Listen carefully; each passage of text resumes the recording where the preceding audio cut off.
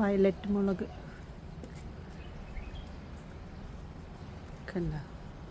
പക്ഷെ ഇലക്കൊക്കെ എന്തോ സംഭവിക്കുന്നുണ്ട് ഇപ്പോൾ. ഇങ്ങനെ കൊഴിഞ്ഞ് വീഴുക. ചൂട് കൊണ്ടാണോന്ന് അറിഞ്ഞൂടാ. പച്ചക്കറി വേസ്റ്റൊക്കെ ഇട്ട് കൊടുത്തിരുന്നു.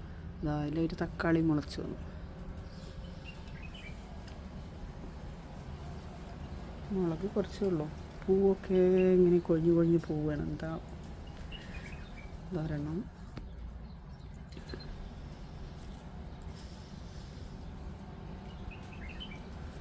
ഇപ്പുറത്തുണ്ട്, പൂവാവുന്നുണ്ട്. ഇതാ